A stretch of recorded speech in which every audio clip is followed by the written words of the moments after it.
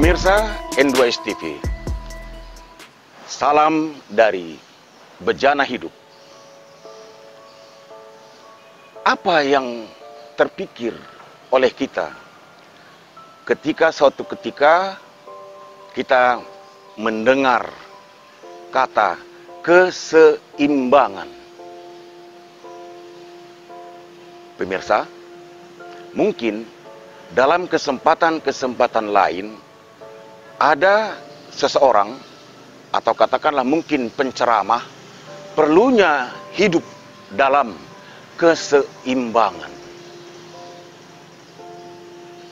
Yang paling sederhana dan selalu kita ingat, keseimbangan menjalankan kehidupan untuk kesamaan kepentingan dunia dan akhirat.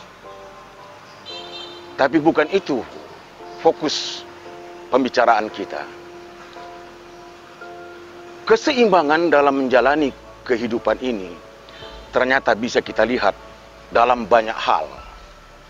Contoh yang lain, misalnya, kalau ada ungkapan yang mengatakan besar pasak dari tiang, yang artinya lebih besar pembelanjaan atau pengeluaran biaya hidup daripada pemasukan atau penghasilan atau pendapatan dari seseorang.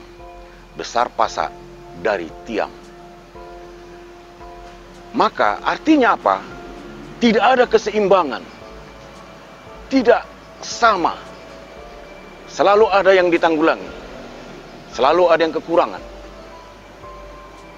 Contoh lain, kalau kita pergi ke pasar, kemudian kita berbelanja, ada alat timbangan. Yang kita inginkan adalah keseimbangan.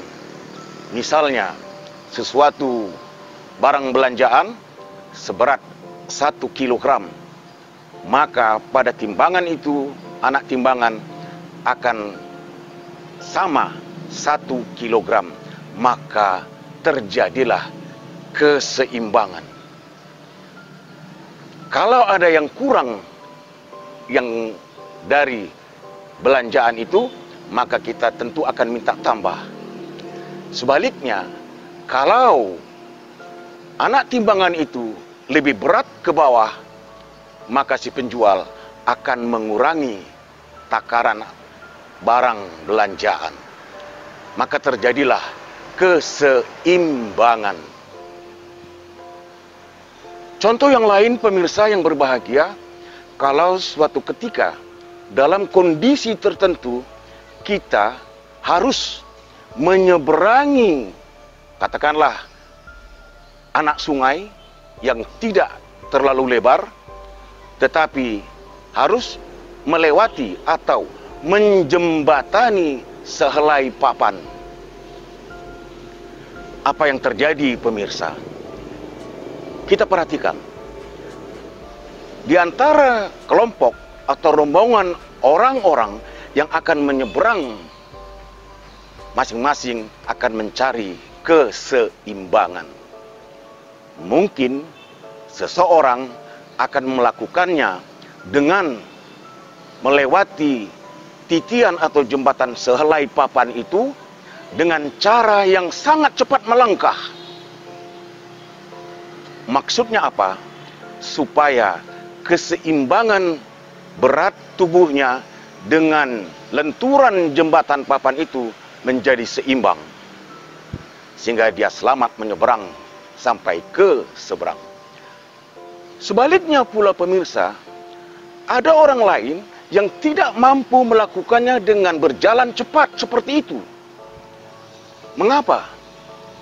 Dia sadar keseimbangan tubuhnya tidak mampu melakukan itu. Akhirnya dia melangkah menyeberang setapak demi setapak.